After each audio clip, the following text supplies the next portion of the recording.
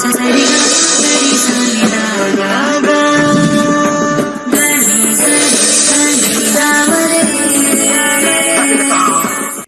ಜನತಾ ಟಿವಿಯ ವಿಶೇಷ ಕಾರ್ಯಕ್ರಮ ನಕ್ಷತ್ರ ನಾಡಿಗೆ ಸ್ವಾಗತ. ನಾನು ಸುನಿಧಿ ಮಂಜುನಾಥ್. ಇವತ್ತು ನಮ್ಮೊಂದಿಗೆ ಆಧ್ಯಾತ್ಮಿಕವಾಗಿ ಚಿಂತಕರಾಗಿರುವಂತಹ ಪಂಡಿತ್ ದಿನೇಶ್ ಗುರುಗಳು ಇದ್ದಾರೆ. ಅವರನ್ನ ಕಾರ್ಯಕ್ರಮಕ್ಕೆ ಸ್ವಾಗತಿಸೋಣ. ಸ್ವಾಗತ ಗುರುಗಳೇ. ಓಂ ಶ್ರೀ ಗುರುಭ್ಯೋ ನಮಃ. ಹರಿ ಓಂ. ಜ್ಞಾನಾನಂದಮಯಂ ದೇವಂ ಆಧಾರಾಂ ಸರ್ವವಿದ್ಯಾನಾಂ ಹಯಗ್ರೀವ ಉಪಾಸ್ಮಹೆ. ಓಂ ನಮೋ ಭಗವತೆ ವಾಸುದೇವಾಯ. ಓಂ ನಮೋ ನಾರಾಯಣ. ನಮಸ್ಕಾರ ಎಲ್ಲರಿಗೂ. ನಾವು ಹಿಂದಿನ ಸಂಚಿಕೆಯಲ್ಲಿ ನೋಡಿದ್ವಿ ಅಂತಂದ್ರೆ ದೃಷ್ಟಿ ಬಗ್ಗೆ ಮಾತನಾಡಿದ್ವಿ. ದೃಷ್ಟಿ ಅಂತಂದ್ರೆ ಈಗಿನ ಟ್ರೆಂಡ್ ಪ್ರಕಾರ ನೋಡೋದಾದ್ರೆ ನಜರ್ ಅದು ಯಾವ ರೀತಿಯಾಗಿ ವರ್ಕ್ ಆಗುತ್ತೆ, ಅದು ಜನರ ಮೇಲೆ ಯಾವ ರೀತಿಯಾಗಿ ಪರಿಣಾಮಗಳನ್ನ ಬೀರುತ್ತೆ ಅನ್ನೋದನ್ನ ಹಿಂದಿನ ಸಂಚಿಕೆಯಲ್ಲಿ ನೋಡಿದ್ವಿ. ಇವತ್ತು ಗಣರಾಜ್ಯೋತ್ಸವ ವಿಶೇಷವಾಗಿರುವಂತಹ ಕಾರಣ ಈಗ ಗಣರಾಜ್ಯೋತ್ಸವದ ಬಗ್ಗೆ ಮಾತನಾಡ್ತಾ ಹೋಗೋಣ. ಆ ಒಂದು ದಿನದಂದು ಈಗ ಎಷ್ಟೋ ಜನರಿಗೆ ಪ್ರಶಸ್ತಿಗಳೆಲ್ಲ ಲಭ್ಯವಾಗಿರುತ್ತೆ. ನಾವು ಎಲ್ಲದನ್ನು ಈಗ ಜಾತಕದ ಮೂಲಕ ನೋಡ್ತೀವಿ ಅಂತಂದ್ರೆ ಇದೆಲ್ಲವೂ ಕೂಡ ಜಾತಕದಲ್ಲಿ ಉಲ್ಲೇಖವಾಗಿರುತ್ತೆ. ಹಾಗಾದ್ರೆ ಅವರ ಈಗ ನಮ್ಮ ಹಣೆ ಬರ ಆಧಾರದ ಮೇಲೆ ನಮ್ಗೆಲ್ಲವೂ ಗಿಟ್ಟಬೇಕು ಅಂತ ಮಾತಾಡ್ತೀವಿ. ಹಾಗಾದ್ರೆ ಜಾತಕದಲ್ಲಿ ಎಲ್ಲವೂ ಮೊದಲನೇದಾಗಿಯೇ ಉಲ್ಲೇಖವಾಗಿರುತ್ತಾ ಅನ್ನೋದ್ರ ಬಗ್ಗೆ ಎಲ್ಲ ಇಂದಿನ ಕಾರ್ಯಕ್ರಮದಲ್ಲಿ ಚರ್ಚೆ ಮಾಡ್ತಾ ಹೋಗೋಣ. ಗುರುಗಳೇ, ಮೊದಲನೇದಾಗಿ ಗಣರಾಜ್ಯೋತ್ಸವದ ಬಗ್ಗೆ ನಾನು ಹೇಳಬೇಕು ಅಂತ. ಮೊದಲಿಗೆ ಎಲ್ಲರಿಗೂ ಗಣರಾಜ್ಯೋತ್ಸವದ ಹಾರ್ದಿಕ ಶುಭಾಶಯಗಳು. 77ನೇ ರಿಪಬ್ಲಿಕ್ ಡೇ ಅಂತ ನಾವು ಕರಿತೀವಿ. ಹಾಗೆ ಈ ಒಂದು ರಿಪಬ್ಲಿಕ್ ಡೇ ದಿವಸ ಸಾಕಷ್ಟು ಜನಕ್ಕೆ ಅವರ ಕ್ಷೇತ್ರದಲ್ಲಿ ಸಾಧನೆ ಮಾಡಿರ್ತಕ್ಕಂಥವ್ರಿಗೆಲ್ಲ ಒಂದು ಪ್ರಶಸ್ತಿ, ಬಹಳ ವಿಶೇಷವಾಗಿರ್ತಕ್ಕಂಥ ಪ್ರಶಸ್ತಿ, ಪದ್ಮವಿಭೂಷಣ ಮತ್ತು ವಿಶೇಷವಾಗಿ ರತ್ನ ಅವೆಲ್ಲ ಎಷ್ಟೊಂದು ಕೊಡ್ತಾರೆ ಅಲ್ಲಿ ಹೈಯೆಸ್ಟ್ ಲೆವೆಲ್ ಗೌರ್ಮೆಂಟಿಂದ. ನಾನು ಒಂದು ಪ್ರಶ್ನೆ ಇಲ್ಲಿ ಹಾಕೊಳ್ತಿದ್ದೀನಿ ನನಗೆ ನಾನೇ ಅಥವಾ ಜನಗಳಿಗೆ. ಅವ್ರಕ್ಕಿಂತ ಹೆಚ್ಚಿಗೆ ಸಾಧನೆ ಮಾಡೋರು ಈ 140 ಕೋಟಿ ಜನಸಂಖ್ಯೆಯಲ್ಲಿ ಭಾರತದಲ್ಲಿ ಇದಾರಾ ಇಲ್ವಾ ಅಂತಂದರೆ ಸಾಮಾನ್ಯವಾಗಿ ನಮಗೆ ಪ್ರಶ್ನೆ ಬರೋದು ಎಸ್. ಇವ್ರಿಗಿಂತ ಹೆಚ್ಚು ಸಾಧನೆ ಮಾಡಿರೋರು ಎಲ್ಲೋ ಹಳ್ಳಿಲಿರೋರು, ಈ ಕೆಲವ್ರಿಗಿನ ಹೆಚ್ಚಾಗಿ ಸೇವೆ ಮಾಡಿರ್ತಕ್ಕಂಥವ್ರು, ಇವ್ರು 10 ಮಾಡಿದರೆ ಇನ್ನೊಬ್ರು 25 ಮಾಡಿರ್ತಾರೆ, ಒಬ್ರು 25 ಮಾಡಿದರೆ 100 ಮಾಡಿರ್ತಾರೆ. ಅವ್ರಿಗೆಲ್ಲ ಯಾಕೆ ಸಿಕ್ಕಿಲ್ಲ? ಹೌದು, ಕೆಲವ್ರಿಗೆ ಮಾತ್ರ ಕೊಡೋಕ್ಕೆ ಸಾಧ್ಯ. 100 ಜನ ಇದ್ದರೆ 2 ರಿಂದ 3 ಜನಕ್ಕೆ ಮಾತ್ರ ಕೊಡೋಕ್ಕೆ ಸಾಧ್ಯ. ಹಾಗಿದ್ಮೇಲೆ ಆ 100 ಜನ ಇದ್ದರೆ ಬರೀ ಇವ್ರಿಗೆ ಯಾಕೆ 2-3 ಜನಕ್ಕೆ ಮಾತ್ರ ಸಿಕ್ತು? ಇನ್ನು ಉಳಿದವ್ರಿಗೆ ಅವ್ರಿಗಿನ ಸ್ವಲ್ಪ ಕಮ್ಮಿ ಇದ್ರಾ? ಅವ್ರಿಗಿನ ಹೆಚ್ಚಿಗೆ ಇರೋರು ಇರ್ತಾರೆ. ಅದೇ ಕ್ಷೇತ್ರದಲ್ಲೇ ತಗೊಳ್ಳೋಣ. ಯಾವ್ಯಾವ ಕ್ಷೇತ್ರದಲ್ಲಿ ಕೊಟ್ಟರೋ ಅದೇ ಕ್ಷೇತ್ರದಲ್ಲೇ ತಗೊಳ್ಳೋಣ. ಇದನ್ನೆಲ್ಲ ನೋಡ್ತಾ ಇದ್ದಾಗ ಪ್ರತಿಯೊಂದು ಕೂಡ ಪೂರ್ವ ನಿಯೋಜಿತ. ಅಸ್ಟ್ರಾಲಜಿಲಿ ನಾವು ಇದನ್ನ ಪ್ರೀ ಡೆಸ್ಟೈನ್ಡ್ ಲೈಫ್ ಅಂತ ನಾವು ಕರಿತೀವಿ. ಇಲ್ಲಿ ಬಂದು ನಾವು ಕುತ್ಕೋಬೇಕು, ನಾನು ಮಾತಾಡಬೇಕು, ಮೇಡಮ್ ಇಲ್ಲಿ ಕುತ್ಕೋಬೇಕು ಪಕ್ಕದಲ್ಲಿ ಅನ್ನೋದು ಫಸ್ಟ್ ನಿರ್ಣಯ ಆಗಿರುತ್ತೆ. ಯಾರೋ ಬರಬೇಕಾಗಿತ್ತು, ಯಾರೋ ಬೇರೆ ಕುತ್ಕೋಬೇಕು, ನೀವು ಬಂದು ಕುತ್ಕೊಂಡಿರೋ ನಿರ್ಣಯ, ಪೂರ್ಣ ನಿರ್ಣಯ ಅದು. ಸೊ ಹಾಗೆ ಅವರ ಜಾತಕದಲ್ಲಿ ಬರೆದಿಟ್ಟಿರುತ್ತೆ ಫಸ್ಟ್ ಪಾಯಿಂಟ್. ಬಟ್ ಆದ್ರೆ ಜ್ಯೋತಿಷ್ಯದಲ್ಲಿ ಯಾವ್ಯಾವ್ದು ಬಂದಾಗ ಅದು ಬರುತ್ತೆ ಆ ಕಾಂಬಿನೇಷನ್ಸ್ ಅಂತ ನೋಡ್ತೀವಿ. ಇದಕ್ಕಿಂತ ಮುಂಚೆ ತಗೊಳ್ಳೋಣ. ಹಲೋ ಹಲೋ ಮೇಡಮ್, ನಮಸ್ತೆ ಮೇಡಮ್. ನಮಸ್ಕಾರ. ಎಲ್ಲಿಂದ ಕರೆ ಮಾಡ್ತಿರೋದು? ಮೇಡಮ್, ವಿಜಯನಗರ ಜಿಲ್ಲೆಯಿಂದ. ಮೇಡಮ್, ಯಾರ ಬಗ್ಗೆ ಕೇಳಬೇಕಾಗಿತ್ತು? ಮಗಳ ಬಗ್ಗೆ ಕೇಳಬೇಕಾಗಿತ್ತು. ಅವ್ರು ಹುಟ್ಟಿದ ದಿನಾಂಕ, ಸಮಯ ಮತ್ತೆ ಸ್ಥಳವನ್ನ ತಿಳಿಸಬಹುದಾ? ಹಾ ಮೇಡಮ್, ತಿಳಿಸಿ. 4/11/1998 ಮೇಡಮ್. 4/11/1998. 1998 ಹುಟ್ಟಿದ ಸ್ಥಳ ಹೇಳ್ಬೋದಾ? ಕುರೆಕೊಪ್ಪ ಮೇಡಮ್. ಕೊರೆಕೊಪ್ಪ. ಸಮಯ ಬೆಳಗ್ಗೆ ಮಧ್ಯಾಹ್ನ 1:20 ಮೇಡಮ್. ಸರಿ, ತಮ್ಮ ಪ್ರಶ್ನೆ ಏನಿದೆ ಗುರುಗಳಿಲ್ಲೇ ಇದ್ದಾರೆ, ಮಾತನಾಡಿ. ಈಗ ನೀವು ಕೇಳಿರ್ತಕ್ಕಂಥ ಊರು ನಮಗೆ ಇಲ್ಲಿ ತೋರಿಸ್ತಾ ಇಲ್ಲ. ಯಾವ್ದಾದ್ರು ತಾಲೂಕಾದ್ರೂ ಹೇಳ್ಬೋದಾ? ಸಂಡೂರು ತಾಲೂಕು ಗುರುಜಿ. ಅದನ್ನ ಹೇಳ್ಬೇಕು. ಅದು ಯಾವ್ದೋ ಹಳ್ಳಿದ ಹೇಳಿದ್ರೆ ಇಲ್ಲಿ ಬರೋದಿಲ್ಲ. ಸಂಡೂರು ಅಂದ್ರೆ ಮಾಡ್ಬೋದು. ಓಕೆ, ಸಂಡೂರು ತಾಲೂಕು. ಸರಿ, ಇದ್ರ ಪ್ರಕಾರ ನಿಮ್ಮ ಮಗಳ ಜಾತಕದಲ್ಲಿ ಮೇಷ ರಾಶಿ ಬರ್ತಾ ಇದೆ, ಭರಣಿ ನಕ್ಷತ್ರ ಬರ್ತಾ ಇದೆ. ಸದ್ಯಕ್ಕೆ ಇವಾಗ ನಡೀತಾ ಇರ್ತಕ್ಕಂಥ ದಶ ಚಂದ್ರ ದಶ 2025 ಅಕ್ಟೋಬರ್ಗೆ ಮುಗೀತು. ಇದಾದ ನಂತರ ಈಗ ಮಂಗಳ ದಶ ಸ್ಟಾರ್ಟ್ ಆಗಿದೆ. ಮಂಗಳ ದಶದ ಕಾಂಬಿನೇಷನ್ ಅಲ್ಲಿ ಮದುವೆ ಆಯ್ತಾ? ಇಲ್ಲ ಗುರುಜಿ, ಅದಕ್ಕೆ ಕೇಳ್ತಾ ಇದೀವಿ ಗುರುಜಿ. ಓಕೆ, ವಿವಾಹ ಯೋಗ ದಶಾದಲ್ಲಿ ಖಂಡಿತ ತೋರಿಸ್ತಾ ಇದೆ. ಈಗ ಜಸ್ಟ್ ಸ್ಟಾರ್ಟ್ ಆಗಿದೆ. ಇದಾದ ನಂತರ ನೆಕ್ಸ್ಟ್ ರಾಹು ಭುಕ್ತಿಲಿ ಬಂದಾಗ 3 ಮತ್ತು 7 ಕಾಂಬಿನೇಷನ್ ಇದೆ ಎಂಡಿಂಗ್ ಅಲ್ಲಿ. ಮೂರನೇ ಮನೆ ಯಾವಾಗಲೂ ಕೂಡ ಒಂದು ಎಂಗೇಜ್ಮೆಂಟ್ ಅಂತ ಕರಿತೀವಿ. 7ನೇ ಮನೆ ಮದುವೆ ಅಂತ ತೋರಿಸ್ತಾ ಇದೆ. ಆದರೂ ಕೂಡ ವಿವಾಹ ಸ್ವಲ್ಪ ವಿಳಂಬ ಅಥವಾ ಗಲಾಟೆಯಿಂದ ಕೂಡಿರ್ತಕ್ಕಂಥದ್ದು ಅಂತ ಹೇಳ್ತೀವಿ. ಮಂಗಳ ದಶ ರಾಹು ಭುಕ್ತಿ ಬರೋದು 2026 ಮಾರ್ಚ್ ಆದ ನಂತರ. 2027 ಏಪ್ರಿಲ್ ಒಳಗಡೆ ವಿವಾಹ ಸೆಟ್ ಆಗ್ತಕ್ಕಂಥ ಕಾಂಬಿನೇಷನ್ ತೋರಿಸ್ತಾ ಇದೆ. ಮದುವೆಗೆ ಇನ್ನೊಂದು ಸ್ವಲ್ಪ ಅಲ್ಲಿಂದ ಒಂದು 6 ತಿಂಗಳಂತ ತಗೊಳ್ಬೋದು.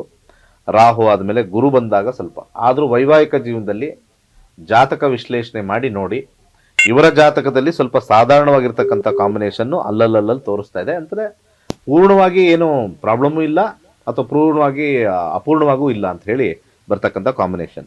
ಇಲ್ಲಿ ಮಂಗಳ ದಶ ಆಲ್ಮೋಸ್ಟ್ ಇಲ್ಲಿಂದ 6 ವರ್ಷ ನಡೆಯೋದ್ರಿಂದ 7 ವರ್ಷ ನಡೆಯೋದ್ರಿಂದ 2ನೇ ಮನೆ ಆಗಿರ್ತಕ್ಕಂಥ ಶನಿ. ಸೊ ವಿವಾಹ ಚೆನ್ನಾಗಿರ್ಬೇಕು ಅಂತಂದರೆ 3 ಮುಖದ ರುದ್ರಾಕ್ಷಿ, ಹಾಗೆ ಒಂದು ಬಲಗೈ ಮಧ್ಯದ ಬೆಳಗ್ಗೆ ಒಂದು ಬ್ಲೂ ಸಫೈರ್ ಹಾಕಿಸಿ ವಿವಾಹ ಉತ್ತಮವಾಗಿರುತ್ತೆ. ಜೀವನವನ್ನು ನೋಡೋಣ. ಯಾಕಂದರೆ ಎಲ್ಲರಿಗೂ ಪೋಷಕರಿಗೆ ಸಮಸ್ಯೆ ಏನು ಅಂತಂದರೆ ಮದುವೆ ಆಗ್ಬಿಡ್ಬೇಕು ಅನ್ನೋದು ಒಂದು ತಲೆಯಲ್ಲಿರುತ್ತೆ. ಆದರೆ ಈ ವಿವಾಹ ಬೇಗ ಆಗ್ಬಿಡ್ಬೇಕಷ್ಟೇ. ಆಮೇಲೆ ಹೆಂಗಿರುತ್ತೋ ಅದ್ರ ಬಗ್ಗೆ ಯೋಚನೆ ಇಲ್ಲ ಅವ್ರಿಗೆಲ್ಲ. ಸಫರ್ ಆಗೋದು ಪಾಪ ಹೆಣ್ಮಗು ಅಥವಾ ಗಂಡು ಮಗು ಅಷ್ಟೇ. ಮುಂದಿನ ಕರೆ ಇದ್ರೆ ಹೋಗೋಣ.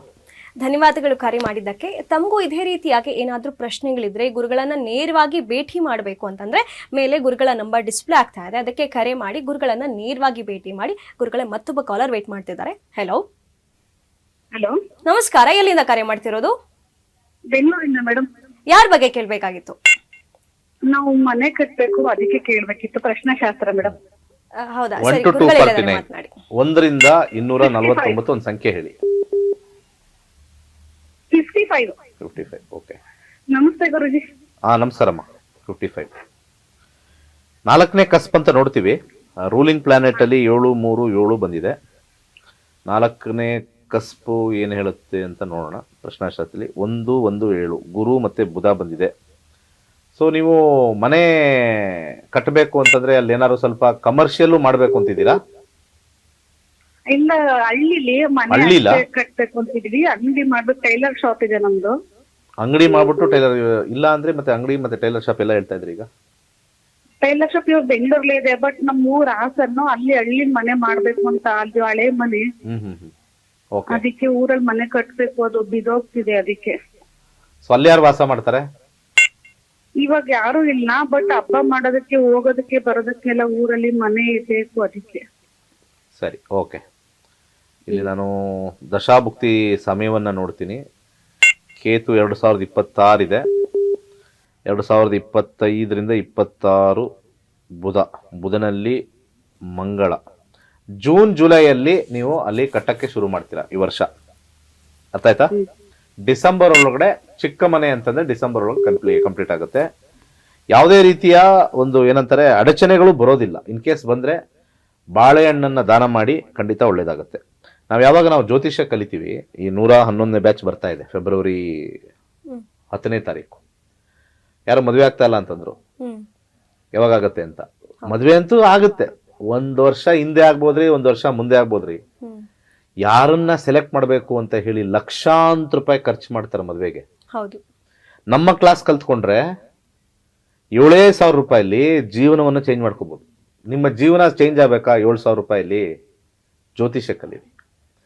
ನಾನು ಬೇರೆ ಬದುಕುಗಳ ಬಗ್ಗೆ ಜಾಸ್ತಿ ಜನ ತಲೆ ಕೆಡಿಸ್ಕೊಳ್ಳಲ್ಲ. ಕೆಲಸದ ಬಗ್ಗೆ, ಈ ಮನೆ ಕಟ್ಟೋದ ಬಗ್ಗೆ, ಅದು ಕಲಿಬೇಕು ಅದೆಲ್ಲ ತಲೆ ಕೆಡಿಸ್ಕೊಳ್ಳಲ್ಲ. ಬಟ್ ಆದರೆ ಒಂದು ಜೀವನದಲ್ಲಿ ಒಂದು ಬಹಳ ಇಂಪಾರ್ಟೆಂಟ್, ಪೋಷಕರು ವಿವಾಹ ವಿಚಾರದಲ್ಲಿ ಎಂಥ ಹುಡುಗ ಸಿಗ್ತಾನೋ, ಎಂಥ ಹುಡುಗ ಮಾಡ್ತಾನೋ.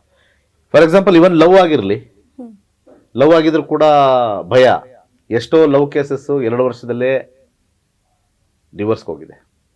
ನೋಡಿ, ಯಾವುದು ಗ್ಯಾರಂಟಿ ಇಲ್ಲ. ಒಂದು ತಿಳ್ಕೊಳ್ಳಿ, ಲೈಫಲ್ಲಿ ಲವ್ ಮಾಡಿದ ತಕ್ಷಣ ಏನು ಲೈಫ್ ಲಾಂಗ್ ನಾನು ಅದೆಂಥದೋ ಅನಾರ್ಕಲಿನ ಸಲೀಮಾ ಏನದು ಅದೆಲ್ಲ ಲವರ್ಸ್ ತರ ಬರ್ತಾರಲ್ಲ, ಯಾರು ಇದಾರಲ್ಲ, ರೋಮಿಯೋ ಜೂಲಿಯೆಟ್, ಇನ್ಯಾರಿದ್ದಾರೆ, ಇನ್ಯಾರೊಂದು ಇದು ಸಲೀಮ್ ಅನಾರ್ಕಲಿ, ಲೈಲಾ ಮಜ್ನು. ಓಕೆ, ಇದೆಲ್ಲ ಅದು ಕರೆಕ್ಟಾಗಿ ಬರೋದಿಲ್ಲ ಬೇಗ. ನಮಗೂ ಗೊತ್ತಿತ್ತು, ಅದಕ್ಕೆ ಬರೋದಿಲ್ಲ ಬೇಗ ತಲೆಗೆ. ಸೊ ಇಂಥವ್ರೆಲ್ಲ ಕೂಡ ಏನು ಆದರ್ಶ ಪ್ರೇಮಿಗಳು ಅಂತ ಹೇಳಿರ್ತಕ್ಕಂಥದ್ದು. ಈ ಲವ್ 3 ವರ್ಷ 4 ವರ್ಷನೂ ಮಾಡಿರ್ತಾರೆ. 4 ವರ್ಷ ಚೆನ್ನಾಗೇ ಇರ್ತಾರೆ. ಮದುವೆ ಆಗಿ 3 ತಿಂಗಳಿಗೆ ಕಿತ್ತೋಗುತ್ತೆ. ಅಂದ್ರೆ ಲವ್ ಅನ್ನೋದು 5ನೇ ಮನೆ ಬರುತ್ತೆ. ಈ ಮದುವೆ ಆದಮೇಲೆ 7 ಅಂತ ಬರುತ್ತೆ. ಮದುವೆ ಆದ್ಮೇಲೆ 5 ಹೊಟ್ಟೋಗುತ್ತೆ, 7 ರಿಟೈನ್ ಆಗುತ್ತೆ. 7 ಅಲ್ಲಿ ಏನಾದ್ರೂ 8 ಅಥವಾ 6 ಸ್ಟಾರ್ಟ್ ಆದ್ರೆ ನೆಕ್ಸ್ಟ್ ಗಾನ್ ಕೇಸ್ 100%. 5 ವರ್ಷದಿರೋ ಪ್ರೀತಿ 5 ಅವರಲ್ಲಿ ಹೊಟ್ಟೋಗುತ್ತೆ. ಮುಂದಿನ ಕರೆಗೋಣ. ಹೆಲೋ ಹೆಲೋ, ನಮಸ್ಕಾರ. ಎಲ್ಲಿಂದ ಕರೆ ಮಾಡ್ತಿರೋದು? ನಾವು ಬೆಂಗಳೂರಿಂದ ಮಾತಾಡ್ತಾ ಇರೋದು ಮೇಡಮ್. ಯಾರ ಬಗ್ಗೆ ಕೇಳ್ಬೇಕಾಗಿತ್ತು? ನನ್ನ ಮಗಳ ಬಗ್ಗೆ ಕೇಳ್ಬೇಕಾಗಿತ್ತು. ಅವ್ರು ಹುಟ್ಟಿದ ದಿನಾಂಕ, ಸಮಯ ಮತ್ತೆ ಸ್ಥಳವನ್ನ ತಿಳಿಸಬಹುದಾ? ಹಾ, ತಿಳಿಸ್ತೀನಿ ಮೇಡಮ್. 11/11/1999. 1999. ಹುಟ್ಟಿದ ಸಮಯವನ್ನ ತಿಳಿಸಬಹುದಾ? ಮಧ್ಯಾಹ್ನ 12:55 ಮೇಡಮ್. 12:55. ಸ್ಥಳ? ತಮಿಳ್ನಾಡಲ್ಲಿ ಮೇಡಮ್. ತಮಿಳ್ನಾಡು. ಸರಿ, ತಮ್ಮ ಪ್ರಶ್ನೆಗಳೇನಿದೆ ಗುರುಗಳು ಇದ್ಲೇ ಇದ್ದಾರೆ. ತಮಿಳ್ನಾಡಲ್ಲಿ ಯಾವ ಊರಮ್ಮ? ತಮಿಳ್ನಾಡು ಅಂದ್ರೆ ಫುಲ್ ಕರ್ನಾಟಕದಲ್ಲಿ ಹುಟ್ಟಿದ್ದು ಅಂದಂಗ ಆಯ್ತು ನೀವು. ಹೊಸೂರ್. ಹಂಗೇಳಿ, ಹೊಸೂರ್ ಹೇಳಿ, ತಮಿಳ್ನಾಡು ಆಮೇಲೆ ಹಾಕೊಳ್ಳೋಣ. ಹೊಸೂರ್. ಗುರುಜಿ. ಒಂದ್ ನಿಮಿಷ. ಹೊಸೂರಾ ಹಾಕಿದೀನಿ, ತಮಿಳ್ನಾಡು ಬಂದಿದೆ. ಕರ್ನಾಟಕದಲ್ಲಿ ಒಂದು ಹೊಸೂರು ಇದೆಯಾ? ಡಿಸ್ಪ್ಲೇ ಮಾಡಿ. ಸೊ ಇದ್ರ ಪ್ರಕಾರ ಮದುವೆ ಯಾವಾಗ ಆಗುತ್ತೆ ಅಂತ ಕೇಳ್ಬೇಕಾಗಿತ್ತು. ಇದೇ ಪ್ರಶ್ನೆ ನಾನು ಹೇಳಿದ್ದು. ಈ ಇವ್ರಿಗೆ ಸ್ವಲ್ಪ ತಲೆ ಕೆಟ್ಟಿದೆ, ಪೋಷಕರ ತಲೆ ಕೆಟ್ಟಿದೆ. ನಾನು ಅವ್ರಿಗೆ ಬೈತೀನಿ, ಅವ್ರಿಗೆ ತಲೆ ಇಲ್ಲ ಅಂತ ಹೇಳ್ತೀನಿ. ಯಾಕೆ ಅಂದ್ರೆ ಮದುವೆ ಯಾವಾಗ ಆಗುತ್ತೆ ಅಂತ, ಯಾಕಂದ್ರೆ ಊರಿಗೆಲ್ಲ ತೋರಿಸ್ಬೇಕಲ್ಲ. ಕಿತ್ತೋದಾಗ ಅವಮಾನ ಆಗೋದು ಅವ್ರಿಗೇನೆ. ಇವತ್ತು 10 ಮದುವೆಗಳಲ್ಲಿ 4 ಮದುವೆ ಕಿತ್ತೋಗ್ತಾ ಇದೆ. 4 ಅಷ್ಟೇನಾ ಸರ್? ಇನ್ನು 6 ಚೆನ್ನಾಗಿರುತ್ತಾ? ನೋ. ಇನ್ನು 2 ಮದುವೆಗಳು ಒಂದು ಅಷ್ಟು ವರ್ಷಗಳಾದ್ಮೇಲೆ ಕಿತ್ತೋಗುತ್ತೆ. ಇನ್ನು ಉಳ್ಕೊಳ್ಳೋದೇ 4. ಅರ್ಥ ಆಯ್ತಲ್ವಾ? 6 ಕಿತ್ತೋಗುತ್ತೆ, ಅಥವಾ 6 ಸಿಕ್ಕಾಪಟ್ಟೆ ಗಲಾಟೆ ಆಗಿರುತ್ತೆ. ಇದು ಗ್ಯಾರಂಟಿ, ಇದು ಬರ್ದಿಟ್ಕೊಳ್ಳಿ. ಯಾಕೆ ಅಂದ್ರೆ ಜಾತಕಗಳು, ದಶಾಗಳು ಚೇಂಜ್ ಆಗ್ತಾ ಇದ್ದಾಗ ಮನಸ್ಥಿತಿಗಳು ಚೇಂಜ್ ಆಗ್ತಾ ಇರುತ್ತೆ. ಯಾವಾಗ ನಾವು ಜ್ಯೋತಿಷ್ಯ ಕಲಿತೀವಿ, ನಮ್ಮ ಹುಡುಗಿಲೋ ಇವೆಲ್ಲ ಕಾಂಬಿನೇಷನ್ ಚೆನ್ನಾಗಿದೆಯಾ ಅಂತ ನೋಡ್ಕೊಳ್ಳೋಕೆ ಸ್ವಲ್ಪ ಸೋಂಬೇರಿತನ ಜನಗಳಿಗೆ. ಅವ್ರಿಗೆ ಪಾಪ 7,000 ದೊಡ್ಡದಲ್ಲ. ಬೇಕಾದ್ರೆ ಈಗ ಮದುವೆಗೆ ಬೇಕಾದ್ರೆ ಯಾರು ಒಳ್ಳೆ ಹುಡುಗ ಸಿಕ್ಲಿ, ಅವ್ನಿಗೆ ಎಷ್ಟು ಬೇಕಾದ್ರೂ ಲಂಚ ಕೊಟ್ಬಿಡ್ತಾರೆ, ಅಥವಾ ಅದೇನೋ ಡೌರಿ ಅಂತಾರಲ್ಲ ಅದನ್ನ ಕೊಟ್ಬಿಡ್ತಾರೆ. 5 ಲಕ್ಷ ಅವ್ನು ವಾಚ್ ಉಂಗ್ರ ಎಲ್ಲ ಕೊಟ್ಬಿಡ್ತಾರೆ. ಒಂದು ವಾಚ್ ರೇಟ್ ರೀ ಮಿಸ್ಟರ್ ಪಬ್ಲಿಕ್ಸ್, ಎಲ್ಲ ಪಬ್ಲಿಕ್ಗೆ ಹೇಳ್ತಾರದು. ನಮ್ಮ ಕ್ಲಾಸ್ ಇದೆಯಲ್ಲ, ಜೀವನ ಅರ್ಥ ಮಾಡ್ಕೊಳಕ್ಕೆ ಒಂದು ವಾಚ್ ರೇಟು. ಒಂದು ಟೈಟಾನ್ ಶೋರೂಮ್, ಆ ಶೋರೂಮ್ಗೆ ಹೋದ್ರೆ ಒಂದು ವಾಚ್ ತಗೋಬೇಕು ಅಂತಂದ್ರೆ ಚೆನ್ನಾಗಿರೋದು 10,000 ಹೇಳ್ತಾರೆ. ಸಾಧಾರಣ ಸ್ವಲ್ಪ ಕೈಗೆ ಶೋಕಿ ಸಿಗ್ಲಿ ಅಂತಂದ್ರೆ 7,000 ರೂಪಾಯಿ ಅಂತ ಇರುತ್ತೆ. ಒಂದು ವಾಚ್ ರೇಟ್. ನಿಮ್ ಟೈಮ್ ಚೆನ್ನಾಗಿರ್ಬೇಕು ಅಂದ್ರೆ ವಾಚ್ ರೇಟ್, ಒಳ್ಳೆ ವಾಚ್ ರೇಟು ನಮ್ಮ ಕಲ್ತ್ಕೊಳ್ಳಿ. ಲೈಫ್ ಲಾಂಗ್ ಚೆನ್ನಾಗಿರುತ್ತೆ. ಕಲ್ತ್ಕೊಳ್ಳೋಕೆ 10 ಸತಿ ಹಿಂದೆ ಮುಂದೆ ನೋಡ್ತಾರೆ, ತಲೆಗೆ ಹೋಗುತ್ತೆ ಅಲ್ವಂತ. ಅಲ್ಲೇ ನಿಮಗೆ ದೇವರ ಶಾಪ ಹಾಕಿರ್ತಾನೆ. ಕಲ್ತ್ಕೊಳ್ಳೋದು ಕೊಟ್ಟೆ, ಏಳಿಸ್ತೆ, ನಿಮ್ ಕಿವಿಗೆ ಬೀಳಿಸ್ತೆ, ನೀನು ಒಳ್ಳೆ ತಗೊಳಕ್ ಗೊತ್ತಿಲ್ಲ, ಅನುಭವಿಸು ಅಂತಾನೆ. ಅದಕ್ಕೆ ಹೇಳೋದು ಫೆಬ್ರವರಿ 10ನೇ ತಾರೀಕು ಜಾಯ್ನ್ ಆಗಿ. ಕಷ್ಟ ಏನಿಲ್ಲ, ನಾನು ಇರ್ತೀನಲ್ಲ ಜೊತೆಲಿ. ಯಾರ್ದಾರು ಕನ್ಸಲ್ಟೇಷನ್ಗೆ ಹೋದ್ರೆ 1,000 ರೂಪಾಯಿ 2,000 ರೂಪಾಯಿ ತಗೋತಾರೆ. ಈಗ ಅವ್ರಿಗೆ ಏನಾದ್ರು ಸಮಸ್ಯೆ ಬಂದ್ರೆ ನಾವು ಇರ್ತೀವಲ್ಲ ಜೊತೆಲಿ. ಅದನ್ನ ಯಾಕೆ ತಲೆಗೆ ಜೊತೆಲಿಲ್ಲ? ಯಾಕೆ ಪಬ್ಲಿಕ್ ನಿಮ್ಗೆಲ್ಲ ತಲೆಲಿಲ್ಲ? ನಾನು ಹೇಳ್ತಾ ಇರೋದು. ಆಯ್ತಪ್ಪ, ಎಮರ್ಜೆನ್ಸಿಗೆ ಯಾರು ಎಲ್ಲಿ ಹುಡ್ಕೊಂಡು ಹೋಗ್ತೀರಾ? ಈಗ ಯಾರೋ ಒಬ್ರು ಎಲ್ಲೋ ದೇವಸ್ಥಾನದಲ್ಲಿ ನಾವು ಯಾವಾಗಲೂ ಕೇಳ್ತಾ ಇರ್ತೀವಿ, ಅವ್ನು ಫೋನ್ ನಂಬರ್ ಕೊಟ್ಟಿರ್ತಾನೋ ಬಿಟ್ಟಿರ್ತಾನೋ, ಅವನ ಹತ್ರನೇ ಹೋಗಿ ಕೇಳಬೇಕು. ಅವ್ನು ಎಲ್ಲಿ ಫೋನ್ ಎತ್ತಲ್ಲ, ಮಾಡಲ್ಲ, ಅಲ್ಲೇ ಹೋಗ್ಬೇಕು ಕೇಳಬೇಕು. ಎಮರ್ಜೆನ್ಸಿ ಇಲ್ಲಾದ್ರೆ ಅದನ್ನೇ ಹೇಳ್ತಾ ಇರೋದು. ಅವೆಲ್ಲ ತಲೆ ಕೆಡ್ಸ್ಕೋಬಾರ್ದು, ಕಲಿಬೇಕೆಲ್ಲರೂ. ಶುಕ್ರದಶ ನಡೀತಾ ಇದೆಯಮ್ಮ. ಶುಕ್ರದಶ 2028ಕ್ಕೆ ಮುಗಿಯುತ್ತೆ. 9ನೇ ಮನೆ ತೋರಿಸ್ತಾರೆ. 8 ಅಂದ್ರೆ ಅಬ್ಸ್ಟಕಲ್ಸು. ಬಂದಿದ್ದು ಯಾವುದು ಸೆಲೆಕ್ಟ್ ಆಗ್ತಾ ಇರಲ್ಲ, ಬಂದಿದ್ದೆಲ್ಲ ರಿಜೆಕ್ಟ್ ಆಗ್ತಾ ಇರುತ್ತೆ. ನಮ್ಗೆ ಇಷ್ಟಪಟ್ಟಿದ್ದು ಜಾತಕ ಸೆಟ್ ಆಗಲ್ಲ. ಇಂಥದೇ ಸ್ಟೋರಿ 28ವರೆಗೂ ಹೋಗುತ್ತೆ. ಇವ್ರಿಗೆ ಮದುವೆ ವಿಚಾರದಲ್ಲಿ ಕೇತುನಲ್ಲಿ ಬರಬೇಕು. ವೈವಾಹಿಕ ಜೀವನದಲ್ಲಿ ಅಬ್ಸ್ಟಕಲ್ಸ್ ಇದೆ, ಆದರೆ 28 ಆದ್ಮೇಲೆ ಚೆನ್ನಾಗಿದೆ. 2028ವರೆಗೂ ಏನಾದ್ರು ಬೇಗ ಮದುವೆ ಆಗಿ ಗಲಾಟೆ ಕಿತ್ತೋಗ್ಲೂಬಹುದು, ಅಥವಾ 28ವರೆಗೂ ಗಲಾಟೆ ಮಾಡಾದ ಮೇಲೆ ಅವ್ರಿಗೆ ಚೆನ್ನಾಗಾಗ್ಬೋದು. ಎರಡೂ ವರ್ಕ್ ಆಗುತ್ತೆ. ಕೆಲವು ನೋಡಿದ್ದೀನಿ ನಾನು. 2028ವರೆಗೂ ಅವ್ರಿಗೆ ಟೈಮ್ ಚೆನ್ನಾಗಿರಲ್ಲ, 28 ಆದ್ಮೇಲೆ ಚೆನ್ನಾಗಿದೆ. ಒಂದು ಕೇಸಲ್ಲಿ ಏನಾಗಿದೆ, ಈಗ ಇಮಿಡಿಯೇಟ್ ಆಗಿ ಮದುವೆ ಆಗಿರ್ತಾರೆ, 1 ವರ್ಷದಲ್ಲೇ ಡೈವರ್ಸ್ ಹೋಗಿರ್ತಾರೆ. 28ರಲ್ಲಿ ಕ್ಲಿಯರ್ ಆಗಿರುತ್ತೆ. 28 ಆದ್ಮೇಲೆ 2ನೇ ಮದುವೆ ಹೋಗಿರ್ತಾರೆ. ಇನ್ನೊಂದು ಕಿತ್ತಾಡ್ತಾ ಇರ್ತಾರೆ, ಹೊಡೆದಾಡ್ತಾ ಇರ್ತಾರೆ. 28ವರೆಗೂ ಹಂಗೆ ಇರ್ತಾರೆ. 28 ಆದ್ಮೇಲೆ ಸ್ವಲ್ಪ ಸೈಲೆಂಟ್ ಆಗ್ಬಿಡ್ತಾರೆ. ಈ ರೀತಿಯಾಗಿರ್ತಕ್ಕಂಥ ಕಾಂಬಿನೇಷನ್ ಇಲ್ಲಿ ತೋರಿಸ್ತಾ ಇದೆ. ನೀವು ತರ್ತಕ್ಕಂಥ ಜಾತಕದಲ್ಲಿ ನಾನು ಹೇಳ್ತೀನಲ್ಲ, ಮಾರ್ಕೆಟಲ್ಲಿ ಇರ್ತಕ್ಕಂಥ ಎಲ್ಲಾ ಜ್ಯೋತಿಷರು ಬರೀ ಸುಳ್ಳು ಹೇಳ್ತಾರೆ. ಬರೀ ಸುಳ್ಳು ಹೇಳೋದು ನಿಮಗೆಲ್ಲ. ಯಾಕೆ ಅಂತಂದ್ರೆ ಪಂಚಾಂಗ ಇಟ್ಕೊಂಡು ನಿಮಗೆ ಟ್ಯಾಲಿ ಆಗುತ್ತಾ ನೋಡ್ಬಿಡ್ತಾರೆ. ಇಷ್ಟು ಪಾಯಿಂಟ್ಗೆ ಇಷ್ಟು ಪಾಯಿಂಟು. ಅದು ನೀವೇ ಒಂದು 50 ರೂಪಾಯಿ ತಗೊಂಡು ಒಂದು ಪುಸ್ತಕ ತಗೊಂಡು ಟ್ಯಾಲಿ ಮಾಡಿ. 36ಕ್ಕೆ 36 ಬಂದವರು ಕೋರ್ಟಲ್ಲಿದ್ದಾರೆ. ಇದು ವರ್ಕ್ ಆಗಲ್ಲ. ದಶಾ ಟು ದಶಾ ಬದಲಾಗುತ್ತೆ ಪ್ರತಿಯೊಬ್ಬರದು. ಗಂಡನ ಬದಲಾಗ್ಬೋದು, ಹೆಂಡತಿದ್ ಬದಲಾಗ್ತಾ ಇರುತ್ತೆ. ಅಥವಾ ಗಂಡ ಹೆಂಡತಿ ಅನ್ಯೋನ್ಯತೆಗೆ ಒಂದು 6 ವರ್ಷ ಚೆನ್ನಾಗಿರುತ್ತೆ, ಹೆಂಡತಿದೇನೋ ಚೇಂಜ್ ಆಗುತ್ತೆ, ಅವಳ ಮನಸ್ಥಿತಿ ಚೇಂಜ್ ಆಗುತ್ತೆ, ಅವಳು ಯಾವುದಾದೋ ಮೈಂಡ್ಗೆ ಹಾಕೊಳ್ತಾಳೆ, ಅವಳಿಗೇನೋ ಕಿರಿಕಿರಿ ಮಾಡ್ತಾ ಇರ್ತಾಳೆ. ಈ ಹಸ್ಬೆಂಡ್ದು ದಶಾ ಚೇಂಜ್ ಆದಾಗ ಚೆನ್ನಾಗೇ ಇರ್ತಾನೆ, ಮುಂಚೆ ಎಲ್ಲ ಚೆನ್ನಾಗಿದ್ರು, ಮುಂಚೆ ಎಲ್ಲ ನಾನು ಭಾಳ ಪ್ರೀತಿ ಮಾಡ್ತಾ ಇದ್ರು, ಇವಾಗ ಯಾಕೋ ಬೇರೆ ಕಡೆ ನೋಡ್ತಾ ಇದ್ದಾರೆ. ಇಂಥವೆಲ್ಲ ಕಾಮನ್ ಆಗಿ ಯಾಕೆ ಬರುತ್ತೆ ಅಂದರೆ ದಶಾ ಚೇಂಜ್ ಆದಾಗ. ಇದನ್ನ ಯಾರ್ಯಾರು ಕಲಿಯಲ್ವೋ 100% ಹೇಳ್ತೀನಿ, ಲಾಸ್ ಆಗೋದು ನಿಮಗೇನೆ. 7,000 ರೂಪಾಯಿಗೆ ನೀವು ಲಾಸ್ ಮಾಡ್ಕೊಳ್ತೀರಾ ಜೀವನ. 7,000 ರೂಪಾಯಿಗೆ ನಾನು ಫಸ್ಟೇ ನೋಡಬೇಕಾಗಿತ್ತು, ಫಸ್ಟೇ ನಾನು ತಿಳ್ಕೊಳ್ಬೇಕಾಗಿತ್ತು ಅಂತ ತುಂಬ ಜನ ಆಮೇಲೆ ಬಂದು ಹೇಳ್ತಾರೆ. 10 ಮದುವೆಯಲ್ಲಿ 4 ಮದುವೆ ಬ್ರೇಕ್ ಆಗುತ್ತೆ, ತಲೆಯಲ್ಲಿ ಇಟ್ಕೊಳ್ಳಿ. ಇದು ಸ್ಟ್ಯಾಟಿಸ್ಟಿಕ್ಸ್ ನಾನು ಮಾತಾಡ್ತಾ ಇರೋದು. ಆ 10ರಲ್ಲಿ 2ರಿಂದ 3 ಡಿವೋರ್ಸ್ಗೆ ಹೋಗ್ತವೆ. ಅದು ರೇಟ್ ಇರೋದು ಇವತ್ತಿನ ದಿವಸ. 2 ಅಂದರೆ 100ಕ್ಕೆ ನಾವು ಲೆಕ್ಕ ಹಾಕೊಂಡ್ರೆ 20 ಜನ ಕೋರ್ಟಲ್ಲಿ ಅಳಿತಾರೆ. ಅಲ್ಲಿ ಕಾಂಪ್ರಮೈಸೋ ಅಥವಾ ಮೀಡಿಯೇಷನ್ನೋ ಅದೆಲ್ಲ ಬೇರೆ ವಿಚಾರ, ಆಮೇಲೆ ಬರೋಣ. ಅದೆಲ್ಲ ಯಾಕೆ ಬೇಕು? ಕೆಲವೊಂದು ಜಾತಕಗಳಿಗೆ ಮದುವೆನೇ ಇಲ್ಲ ಅಂತ ಡಿಸೈಡ್ ಆದಾಗ ನೀವು ನೆಮ್ಮದಿಯಾಗಿದ್ದು ಬಿಡಬೇಕು, ಏನು ಮಾಡೋಕ್ಕಾಗಲ್ಲ. ಅದಕ್ಕೆ ಹೋಗಿ ಅದಕ್ಕೆ ಒಂದು 25 ಲಕ್ಷ ಖರ್ಚು. ಎಷ್ಟೋ ಜನ ನನಗೆ ಬಂದು ಹೇಳ್ತಾರೆ, ಸರ್ ಇವ್ರಿಗೆ ಮದುವೆಯಲ್ಲಿ ಪ್ರಾಬ್ಲಮ್ ಇದೆ ಅಂತ ಗೊತ್ತಿದ್ರೆ ನಾನು ಸುಮ್ಮನೆ ಯಾವುದೋ ದೇವಸ್ಥಾನದಲ್ಲಿ ಮಾಡಿ ನೋಡ್ತಾ ಇದ್ದೆ, ನಂದೆಲ್ಲ ದುಡ್ದಿರೋ ದುಡ್ಡೆಲ್ಲ ಹಾಕ್ಬಿಟ್ಟಿದ್ದೀನಿ ಸರ್, 30 ಲಕ್ಷ ಮದುವೆಗೆ ಹಾಕ್ಬಿಟ್ಟೆ, ಇವಾಗ ನಾನು ತಿನ್ನಕ್ಕೆ ಇಲ್ಲ, ನನ್ನ ಆರೋಗ್ಯಕ್ಕಿಲ್ಲ ಅಂತ ಪೋಷಕರು ಇದು ಮಾಡ್ತಾರೆ. ಅದಕ್ಕೆ ಪೋಷಕರಿಗೆ ನಿಮ್ಮ ಮುಖದ ಮೇಲೆ ಹೇಳ್ತಾ ಇದ್ದೀನಿ. ಯಾಕೆ ಅಂತ ಹೇಳ್ತಾ ಇದ್ದೀನಿ ಅಂತಂದ್ರೆ, ಆದ್ಮೇಲೆ ಬಂದಿರೋರು ಜಾಸ್ತಿ ನನ್ನ ಹತ್ರ. ಮುಂಚೆ ಬಂದಿಲ್ಲ. ಮುಂಚೆ ಏನ್ ಗೊತ್ತಾ, 50 ರೂಪಾಯಿಗೆ ಅಲ್ಲಿ ಇಲ್ಲಿ ಹೋಗ್ತಾರೆ, ಸೀರೆಗೆ ಬೇಕಾದ್ರೆ 20,000 ಖರ್ಚು ಮಾಡ್ತಾರೆ. ಅವ್ನಿಗೆ ವಾಚ್ ಉಂಗುರ ಶೂಸ್ ಕೊಡಿಸ್ಬೇಕು, ಒಳ್ಳೆ ಶೂಸೇ ಕೊಡಿಸ್ಬೇಕು, ಅವನಿಗೆ ಬಾಟಾ ಬೇಡ ಟಾಟಾನೇ ಕೊಡಿಸ್ಬೇಕು. ಈ ಥರದ್ದೆಲ್ಲ ಪಬ್ಲಿಕ್ಗೆ ಯಾಕೆ ಹೇಳ್ತಾ ಇದ್ದೀನಿ ಅಂದರೆ, ನೀವು ಸಫರ್ ಆಗ್ತೀರಾ. ಒಂದು ಗುರೂಜಿ ಅಂತ ಇಲ್ಲಿ ಕರೆದ್ಮೇಲೆ, ಗುರುಗಳೇ ಅಂತ ಕರೆದ್ಮೇಲೆ ಗುರುಗಳು ಒಳ್ಳೆ ದಾರಿ ತೋರಿಸ್ಬೇಕು. ವಿಶೇಷವಾಗಿ ಭಾರತದಲ್ಲಿ ಮದುವೆ ವಿಚಾರದಲ್ಲಿ ಬಹಳ ಹೆಚ್ಚಾಗಿರೋದ್ರಿಂದ, ಮದುವೆ ಬಗ್ಗೆ ಜಾಸ್ತಿ ತಲೆ ಕೆಡಿಸ್ಕೊಳ್ಳೋದ್ರಿಂದ ಪೂರ್ವ ನಿಯೋಜಿತವಾಗಿ ನಾವೇ ಜ್ಯೋತಿಷ್ಯ ಕಲಿತು ತಿಳ್ಕೊಂಡು ಬರ್ತಕ್ಕಂಥದ್ದು ತಿಳ್ಕೊಂಡು ಪ್ರತಿ ದಶೆಯಲ್ಲಿ ಏನಾದ್ರು ಚೇಂಜ್ ಆದರೆ ಫಸ್ಟೇ ಅವ್ರಿಗೆ ವಾರ್ನ್ ಮಾಡ್ಬೋದು. ಮುಂದಿನ ದಶೆ ಚೆನ್ನಾಗಿಲ್ಲ, ಗಲಾಟೆ ಮಾಡ್ಬಿಟ್ರೆ ಸುಮ್ ಬಾಯಿ ಮುಚ್ಕೊಂಡಿರಿ ಅಂತ. ಇದು ಜೀವನದ ಜ್ಯೋತಿಷ್ಯದ್ದು. ಬೆಳಿಗ್ಗೆ ಯಾವುದಾದ್ರು ದೊಡ್ಡ ದೊಡ್ಡ ಟಿವಿಲಿ ಕೂತ್ಕೊಂಡು ಆ ಶಿವ ಅನ್ನೋದು, ಒಬ್ಬ ಶಂಕರ ಅನ್ನೋದು ಯಾವುದು ವರ್ಕ್ ಆಗಲ್ಲ. ಅವ್ರ ಕೈಲಿ ಯಾವ ಶಕ್ತಿನೂ ಇಲ್ಲ. ಸುಮ್ಮನೆ TRPಗೋಸ್ಕರ ದೊಡ್ಡ ದೊಡ್ಡವ್ರನ್ನ ಸುಮ್ಮನೆ ಡ್ರೆಸ್ ಹಾಕಿ ಕೂರಿಸಿರ್ತಾರೆ. ಆ ಡ್ರೆಸ್ಸಲ್ಲಿ ಯಾರು ಮುಟ್ಟಿದ್ರು ಏನೂ ಚೇಂಜ್ ಆಗಲ್ಲ. ಅನಾರೋಗ್ಯದವ್ನು, ಕ್ಯಾನ್ಸರ್ದವ್ನು ಬಂದ್ಬಿಟ್ಟು ಅವ್ರು ಏನೋ ಟಚ್ ಮಾಡ್ಬಿಟ್ಟು ಅವ್ರು ಕ್ಯಾನ್ಸರ್ ಗುಣವಾಗಲಿ, ಅವ್ರು ನಾನೇ ಬೇಕಾದ್ರೆ ಅವ್ರ ಕಾಲಿಗೆ ಬೀಳ್ತೀನಿ, ಅತ್ಯಂತ ಶ್ರೇಷ್ಠ ವ್ಯಕ್ತಿಗಳಂತ. ಯಾವುದೂ ಇಲ್ಲ, ಎಲ್ಲ ಕಮರ್ಷಿಯಲ್ಲೇ. ಲೈಫ್ ಪೂರ್ತಿ ಕಮರ್ಷಿಯಲ್. ಡ್ರೆಸ್ ಹಾಕೊಂಡು ಕಮರ್ಷಿಯಲ್ ಕೇಳ್ತಾರೆ ಅಷ್ಟೇ, ಡ್ರೆಸ್ ಹಾಕೊಂಡು ವಸೂಲಿ ಅಷ್ಟೇ. ಅಷ್ಟು ಶ್ರೇಷ್ಠವಾಗಿರ್ತಕ್ಕಂಥ ಗುರುಗಳು ಎಲ್ಲೂ ಇಲ್ಲ, ಅದು ಸಿಗಲ್ಲ. ಅಟ್ಲೀಸ್ಟ್ ಇಲ್ಲಿ ನಿಮಗೆ ನೀವೇ ಗುರುಗಳಾಗ್ಬೋದು.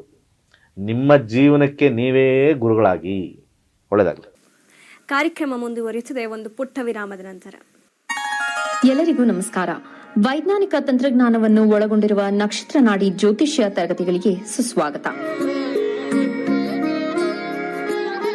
ಈ ತರಗತಿಗಳಲ್ಲಿ ಪಂಡಿತ್ ದಿನೇಶ್ ಗುರೂಜಿ ಅವರು ಕಲಿಸಿಕೊಡುವ ವಿಚಾರಗಳೆಂದರೆ, ನಮ್ಮ ಬ್ರಹ್ಮಾಂಡದ ಸೃಷ್ಟಿ, ವಿಷ್ಣುವಿನ ದಶಾವತಾರಗಳಲ್ಲಿ ವೈಜ್ಞಾನಿಕ ಆಧಾರ, 4 ಯುಗಗಳು, ಉತ್ತರ ಧ್ರುವದ ಪ್ರಾಮುಖ್ಯತೆ, ನಕ್ಷತ್ರಗಳು, ರಾಶಿಗಳು, ರಾಹು ಮತ್ತು ಕೇತು ಪುರಾಣ, ರಾಶಿ ಚಕ್ರದಲ್ಲಿ 27 ನಕ್ಷತ್ರಗಳ ಸ್ಥಾನ, ರಾಶಿ ಚಕ್ರದ ಡಿಗ್ರಿ ಲೆಕ್ಕಾಚಾರ, ನಕ್ಷತ್ರದ 108 ಪಾದಗಳು, ದಶಾ ಲೆಕ್ಕಾಚಾರ, ರಾಶಿ ಚಕ್ರದ ಗುಣಲಕ್ಷಣಗಳು, ಲಗ್ನದ ಪ್ರಾಮುಖ್ಯತೆ, ಲಗ್ನ ಲೆಕ್ಕಾಚಾರ, ದಿನಗಳಲ್ಲಿ ಲಗ್ನವನ್ನು ಕಂಡುಹಿಡಿಯುವ ಸರಳ ಲೆಕ್ಕಾಚಾರ, ಲಗ್ನದಿಂದ ವಿವಿಧ ಮನೆಗಳಲ್ಲಿನ ಗ್ರಹಗಳು, ನಕ್ಷತ್ರ ನಾಡಿ ತತ್ವಗಳು, ಗ್ರಹಾಧಿಪತಿ, ನಕ್ಷತ್ರಾಧಿಪತಿ, ಉಪ ನಕ್ಷತ್ರಾಧಿಪತಿ ಲೆಕ್ಕಾಚಾರ, ಪ್ರಶ್ನಾಶಾಸ್ತ್ರದ ಮುಖೇನ 249 ವಿಭಾಗಗಳ ಲೆಕ್ಕಾಚಾರ, ವಿಶ್ಲೇಷಣೆಯಲ್ಲಿ ದಶಾ, ಭುಕ್ತಿ, ಅಂತರ್ಭುಕ್ತಿಯ ಅರ್ಥ, ಜಾತಕದಲ್ಲಿ, ಶಿಕ್ಷಣದಲ್ಲಿ ಆಯ್ದುಕೊಳ್ಳಬಹುದಾದ ಕೋರ್ಸ್, ಪಡೆಯಬಹುದಾದ ಶೇಕಡವಾರು ಯಶಸ್ಸು, ಉದ್ಯೋಗ ಅಥವಾ ವ್ಯವಹಾರದಲ್ಲಿ ಕ್ಷೇತ್ರದ ಆಯ್ಕೆ, ವ್ಯವಹಾರದಲ್ಲಿ ಯಶಸ್ಸಿನ ಲೆಕ್ಕಾಚಾರ, ಮದುವೆ ವಿಚಾರದಲ್ಲಿ ಸಂಯೋಗಗಳು, ತೊಂದರೆಗಳು, ವಿಚ್ಛೇದನ, ಸಂತಾನದಲ್ಲಿ ತೊಂದರೆಗಳು, ವಿಳಂಬವಾಗುವುದು, ಆಸ್ತಿ ಅಥವಾ ವಾಹನ ಖರೀದಿಯಲ್ಲಿನ ಸಮಯವನ್ನು ತಿಳಿಯುವುದು, ಆರೋಗ್ಯ ವಿಚಾರಗಳಲ್ಲಿ ಶುಭ ಅಶುಭ ಸಮಯದ ಲೆಕ್ಕಾಚಾರ, ಆರೋಗ್ಯ ಸಮಸ್ಯೆಗಳು ಉಂಟಾಗುವ ಸಮಯ ಮುಂತಾದ ವಿಚಾರಗಳ 3 ಹಂತಗಳಲ್ಲಿ ಶುಭ ಅಶುಭ ಸಂಯೋಗಗಳ ವಿಭಜನೆ, ಪವರ್ ಪೊಸಿಷನ್, ಪುಷ್ಪ ಸಿದ್ಧಾಂತ, ಗೋಚಾರದ ವಿಶ್ಲೇಷಣೆ, ಆಯ್ದ ಸೆಲೆಬ್ರಿಟಿಗಳ ಜಾತಕಗಳ ವಿಶ್ಲೇಷಣೆ, ಪರಿಹಾರಗಳು, ರತ್ನಗಳು, ರುದ್ರಾಕ್ಷಿಗಳು, ಮಂತ್ರ, ಕಲರ್ ಥೆರಪಿ, ದಾನದ ಪರಿಕಲ್ಪನೆ, ಇನ್ನು ಅನೇಕ ವಿಚಾರಗಳ ಬಗ್ಗೆ ಅತ್ಯಂತ ಸರಳವಾಗಿ ಗುರೂಜಿಯವರು ತರಗತಿಯಲ್ಲಿ ಕಲಿಸಿಕೊಡುತ್ತಾರೆ. ಈ ತರಗತಿ ಜೊತೆಗೆ ಅತ್ಯಾಧುನಿಕ ತಂತ್ರಜ್ಞಾನದಿಂದ ಬಳಕೆಯಲ್ಲಿರುವ ಗೋಲ್ಡ್ ಟ್ರೀ ಆಸ್ಟ್ರೋ ಆಪ್ ಮೂಲಕ ಜಾತಕವನ್ನು ಪರಿಶೀಲಿಸುವ ಸುಲಭವಾದ ತಂತ್ರಗಳನ್ನು ಗುರೂಜಿಯವರು ತಿಳಿಸಿಕೊಡುತ್ತಾರೆ. ಜೀವನಕ್ಕೆ ಅತ್ಯಗತ್ಯವಾಗಿರುವ ವಿಚಾರಗಳನ್ನು ತಿಳಿಯಲು ಇಂದೇ ಈ ನಕ್ಷತ್ರ ನಾಡಿ ತರಗತಿಯನ್ನು ಸೇರಿ ನಿಮ್ಮ ಜೀವನದ ವಿಚಾರಗಳಿಗೆ ಮಾರ್ಗದರ್ಶಕವಾಗಿರುವ ಜ್ಯೋತಿಷ್ಯವನ್ನು ಅಳವಡಿಸಿಕೊಳ್ಳಿ. ಹೆಚ್ಚಿನ ಮಾಹಿತಿಗೆ ಇಂದೇ ನಮ್ಮ ನಕ್ಷತ್ರ ನಾಡಿಯನ್ನು ಸಂಪರ್ಕಿಸಿ. ಧನ್ಯವಾದಗಳು. ಪ್ರಾಚೀನವಾದ ಅತ್ಯಂತ ಕೈಲಾಶ್ ಯಂತ್ರವು ಪುರಾತನವಾದ ಪ್ರಾಚೀನವಾದ ಅತ್ಯಂತ ಶಕ್ತಿಶಾಲಿಯಾದ ಯಂತ್ರವಾಗಿದೆ. ಸುಮಾರು 800ರಿಂದ 1000 ವರ್ಷಗಳ ಹಿಂದೆ ಹಲವಾರು ಸಂಯೋಗಗಳಿಂದ ರಚಿಸಲ್ಪಟ್ಟಿರುವ ವಿಶೇಷವಾದ ಯಂತ್ರವೇ ಈ ಕೈಲಾಶ್ ಯಂತ್ರ. ಈ ಕೈಲಾಶ್ ಯಂತ್ರದ ಮಧ್ಯ ಭಾಗದಲ್ಲಿ ಬರುವಂತಹ ಕೋರ್ ಭಾಗದಲ್ಲಿರುವಂತಹ ಸಂಖ್ಯಾಶಾಸ್ತ್ರದ ಲೋಶೋ ಗ್ರಿಡ್, ಈ ಕೋರ್ ಸುತ್ತ ಬರುವಂತಹ 12 ಪ್ರಾಣಿಗಳು ಚೀನಿ ವಿಶೇಷ ಪ್ರಾಣಿಗಳು ಅನಿಮಲ್ ಸ್ಪಿರಿಟ್ ಅನ್ನು ಸೂಚಿಸುತ್ತದೆ. ಅದರ ಸುತ್ತ ಇರುವಂತಹ ವಿಶೇಷವಾಗಿರುವಂತಹ ಮಂತ್ರ, ಅದರ ಸುತ್ತ 4 ಅಂಶಗಳಾದ ಓಂ, ಸ್ವಸ್ತಿಕ್, ತ್ರಿಶೂಲದ ಶಿವನ ಅಂಶದಿಂದ ದಿಗ್ಬಂಧನವಾಗಿದೆ. ಈ ಕೈಲಾಶ್ ಯಂತ್ರದಲ್ಲಿ ಬರುವಂತಹ ಮಂತ್ರವನ್ನು ಪ್ರತಿ ಸೋಮವಾರ 108 ಬಾರಿ ಜಪಿಸುವುದರಿಂದ ಮತ್ತು ಕೆಂಪು ಹೂಗಳಿಂದ ಪೂಜಿಸುವುದರಿಂದ ಹೆಚ್ಚಿನ ಧನಾತ್ಮಕ ಶಕ್ತಿಯನ್ನು ಪಡೆಯುವುದರ ಜೊತೆಗೆ ಜೀವನದಲ್ಲಿ ನೆಮ್ಮದಿ, ಹಣಕಾಸು, ಆರೋಗ್ಯ, ವಿದ್ಯಾಭ್ಯಾಸದಲ್ಲಿ ಯಶಸ್ಸನ್ನು ಗಳಿಸಬಹುದಾಗಿದೆ. ಈ ಯಂತ್ರಕ್ಕಾಗಿ ಇಂದೇ ನಮ್ಮ ನಕ್ಷತ್ರ ನಾಡಿ ತಂಡವನ್ನು ಸಂಪರ್ಕಿಸಿ. ಧನ್ಯವಾದಗಳು. ಗುರುಗಳೇ, ನೀವು ಆಗ್ಲೇ ಪ್ರಶಸ್ತಿಗಳು ಸಿಗ್ತಾವೆ ಅಂತಂದ್ರೆ ಅದು ಇಷ್ಟು ಜನದಲ್ಲಿ ಅವರಿಗೆ ಯಾಕೆ ಸಿಗಬೇಕು, ಅಷ್ಟು ಜನರ ಮಧ್ಯೆ ಇವರೇ ಬೆಟರ್ ಅನ್ನೋದು ಮಾತಾಡ್ತಾ ಇದ್ರಿ. ಅದನ್ನೇ ಯೋಗ ಅಂತ ಕರೀತಾರೆ. 100 ಜನಕ್ಕೂ ಯೋಗ್ಯತೆ ಇತ್ತು, ಅದ್ಯಾಕೆ 4 ಜನಕ್ಕೆ ಬಂತು, ಅದ್ಯಾಕೆ 5 ಜನಕ್ಕೆ ಬಂತು? ನಾನು ಹೇಳ್ತಾ ಇರೋದು ಲಕ್ಷಾಂತರ ಜನ ಇದ್ದಾರೆ, 100 ಜನನ ಆಯ್ಕೆ ಮಾಡಿದ್ವಿ ನಾವು. ಅದ್ಯಾಕೆ 3ರಿಂದ 4 ಜನ ಅಥವಾ 5 ಜನ 8 ಜನ 10 ಜನಕ್ಕೆ ಸಿಕ್ತು? ಅದೇ ಯೋಗ. ಆ ಯೋಗಕ್ಕೆ ಬೇಕಾಗಿರ್ತಕ್ಕಂಥದ್ದು ಒಂದು ಗ್ರಹ ಇದೆ. ಆ ಗ್ರಹದ ಜೊತೆ ಒಂದೆರಡಲ್ಲ 3 ಗ್ರಹದ ಒಂದು ಆಧಿಪತ್ಯ ಅಂತ ಕರಿತೀವಿ. ಒಂದು ಶನಿ, ಒಂದು ಗುರು, ಒಂದು ಸೂರ್ಯ. ಈ 3 ಗ್ರಹಗಳು ಬಹಳ ವಿಶೇಷ. ಈ 3 ಗ್ರಹ 10ನೇ ಮನೆ 11ನೇ ಮನೆ ತೋರಿಸಿದಾಗ ಅವರಿಗೆ ಈ ರೀತಿಯಾಗಿರ್ತಕ್ಕಂಥ ಪ್ರಶಸ್ತಿಗಳು ಲಭಿಸುತ್ತೆ. ಇದೇ ಅತ್ಯಂತ. ಸರ್, ಇನ್ನೊಬ್ಬರಿಗೆ ಆ ರೀತಿ ಬಂದಿಲ್ವಲ್ಲ ಸರ್, ಅವ್ರಿಗೂ ಶನಿ 10ನೇ ಮನೆ ಬಂದಿದೆ, ಅವ್ರಿಗೆ ಬಂದಿಲ್ವಲ್ಲ ಅಂತ ಒಂದು ಪ್ರಶ್ನೆ ಕೇಳಿದ್ರೆ ಇನ್ನೂ 2-3 ವಿಚಾರಗಳನ್ನು ಆ್ಯಡ್ ಮಾಡಬೇಕಾಗುತ್ತೆ. ಈಗ ಸಮಯದ ಅಭಾವದಿಂದ ಆ್ಯಡ್ ಮಾಡಬೇಕಾಗಲ್ಲ. ಅವರಿಗೆ ಕಾಂಬಿನೇಷನಲ್ಲಿ ಇವನ್ D10ನಲ್ಲೂ ಕೂಡ ಡಿವಿಷನಲ್ ಚಾರ್ಟ್ಸ್ ಅಂತ ನಾವು ಕರಿತೀವಿ. ಹಾಗೆ ಯೋಗಗಳು ಜಾಸ್ತಿ ಇರಬೇಕು. ಅಷ್ಟಕ ವರ್ಗದಲ್ಲಿ 10ನೇ ಮನೆಗೆ ಜಾಸ್ತಿ ನಂಬರ್ಸ್ ಬಂದಿರಬೇಕು. ಈ ರೀತಿ ಒಂದು ಕನ್ಸಾಲಿಡೇಟೆಡ್ ಆಗಿರ್ತಕ್ಕಂಥ ಅಸ್ಟ್ರಾಲಜಿಲಿ ಬರ್ತಕ್ಕಂಥ ಕಾಂಬಿನೇಷನ್ಸ್ ಮೇಲೆ ಹೋಗ್ತಾರೆ. ಈಗ ನಮಗೆ ನಕ್ಷತ್ರ ನಾಡಿಲಿ 10 ಬಂತು, ಸೂರ್ಯ 10 ಬಂತೋ, ಅಥವಾ ಶನಿ 10 ಬಂತೋ, ಅಥವಾ ಗುರು 10ನೇ ಮನೆ ಬಂದಿದ್ದಾನೆ, ದಶಾಭುಕ್ತಿ ಅಂತರ್ಭುಕ್ತಿ ಎಲ್ಲೊಂದು ಕಡೆ ಬಂದಿದ್ದಾನೆ ಅಂತಂದ್ರೆ ಹೌದಪ್ಪ, ಅವನಿಗೆ ಅರ್ಹ ಅಂತ ಹೇಳ್ತೀವಿ. ಉಳಿದ ಬೇರೆ ಬೇರೆ ವಿಚಾರಗಳಲ್ಲಿ, ಉಳಿದ ವಿಚಾರಗಳು ಅಂತಂದ್ರೆ ಅವನಿಗೆ ಒಂದು ದಶಾಂಶ ಚಾರ್ಟಲ್ಲಿ ಅಥವಾ ಅಷ್ಟಕ ವರ್ಗದಲ್ಲಿ ಅಥವಾ ಕೆಲವು A+ ಯೋಗಗಳು, A++ ಯೋಗಗಳಲ್ಲಿ ಹೆಚ್ಚು ಯೋಗಗಳು ಬಂದಿದೆ. ಹಾಗೆ ನಮ್ಮ ಈ ಭೃಗುನಂದನಾಡಿಯಲ್ಲಿ, ಹಾಗೆ ಸ್ವಲ್ಪ ಮಟ್ಟಿಗೆ ಸಂಖ್ಯಾಶಾಸ್ತ್ರದಲ್ಲೂ ಕೂಡ ಒಂದು ಸಂಖ್ಯೆ ಸ್ವಲ್ಪ ವೈಬ್ರೇಟ್ ಚೆನ್ನಾಗಾಗ್ತಾ ಇದೆ, ಹುಟ್ಟಿರೋದು, ಸಿಕ್ಕಿರೋ ಡೇಟ್ ಎಲ್ಲ, ಇವೆಲ್ಲ ಸೇರಿ ಒಂದಕ್ಕೊಂದಕ್ಕೆ ಫಿಲ್ಟರ್ ಆಗಿ ಮೇಲೆ ಹೋಗುತ್ತೆ. ಇದು ಜ್ಯೋತಿಷ್ಯದ ಒಂದು ಫಿಲ್ಟರಿಂಗ್ ಅಂತ ಕರಿತೀವಿ. ತಳಹದಿಲಿ ಎಲ್ಲರೂ ಕೂಡ ಶನಿನೋ ಅಥವಾ ಗುರುನೋ ಅಥವಾ ಸೂರ್ಯನೋ 10ನೇ ಮನೆ ತೋರಿಸ್ತಾ ಇದ್ರೆ ಅದು ಎಲ್ಲರೂ ಹರಹರು ಅಂತ ಬರುತ್ತೆ. ಅದರಲ್ಲಿ ಈಗ ಅಂತರ್ಭುಕ್ತಿಯಲ್ಲಿ ಸೂರ್ಯನೋ ಶನಿನೋ ಬಂದಿದ್ದಾನೆ, ನೆಕ್ಸ್ಟ್ ಲೆವೆಲ್ಗೆ ಹೋಗ್ತಾರೆ, ಫಿಲ್ಟರ್ ಆಗ್ತಾರೆ.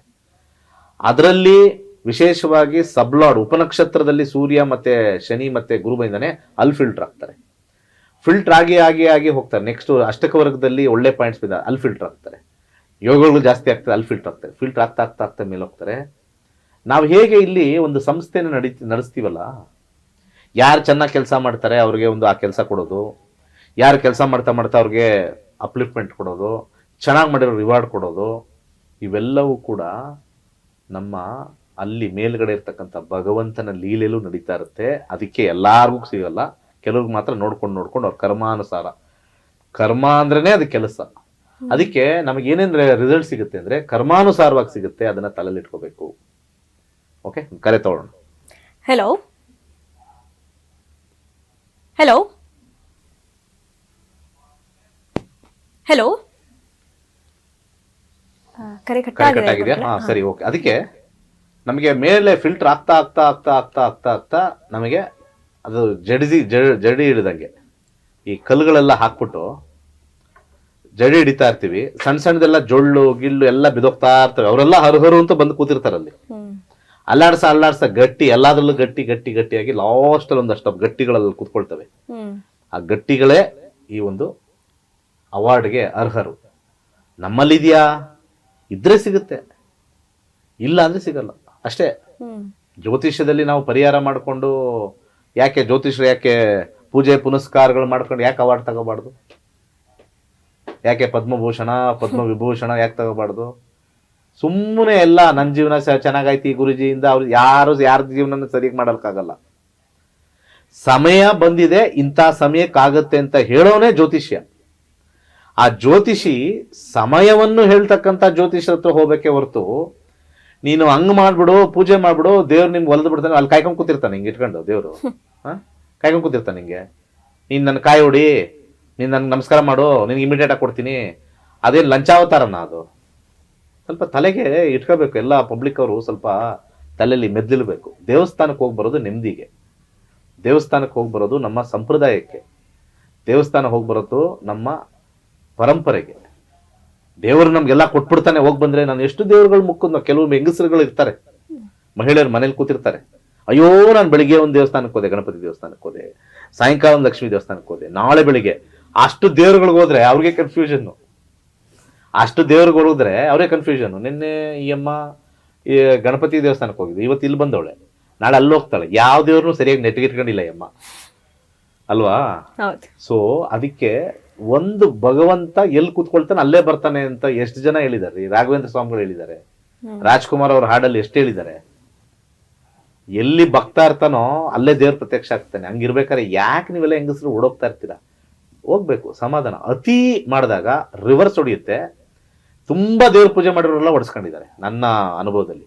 ಎಷ್ಟು ಬೇಕೋ ಅಷ್ಟು ಮಾಡಿದ್ರೆ ಭಗವಂತನ ಪ್ರೀತಿ. 3 ಹೊತ್ತು ನನ್ನ ಮುಂದೆ ಬಂದು ಕೂತ್ಕೊಂಡ್ರೆ ನಿನ್ಗೆ ಮಾಡಕ್ ಕೆಲಸ ಇಲ್ವಾ ಅಂತಾರೆ ಅಲ್ವಾ? ಹಾಗೆ ಮುಂದಕ್ಕೆ ಹೋಗೋಣ. ಗುರುಗಳೇ, ಮತ್ತೊಬ್ಬ ಕಾಲರ್ ವೇಟ್ ಮಾಡ್ತಿದ್ದಾರೆ. ಹೆಲೋ ಹಲೋ, ನಮಸ್ಕಾರ. ಎಲ್ಲಿಂದ ಕರೆ ಮಾಡ್ತಿರೋದು? ನಾವು ಮಂಡ್ಯದಿಂದ ಕರೆ ಮಾಡ್ತಿರೋದು. ಯಾರ ಬಗ್ಗೆ ಕೇಳ್ಬೇಕಾಗಿತ್ತು? ನಮ್ಮ ಅಕ್ಕನ ಬಗ್ಗೆ ಕೇಳ್ಬೇಕಾಯ್ತು ಮೇಡಮ್. ಅವ್ರು ಹುಟ್ಟಿದ ದಿನಾಂಕ, ಸಮಯ ಮತ್ತೆ ಸ್ಥಳವನ್ನ ತಿಳಿಸಬಹುದಾ?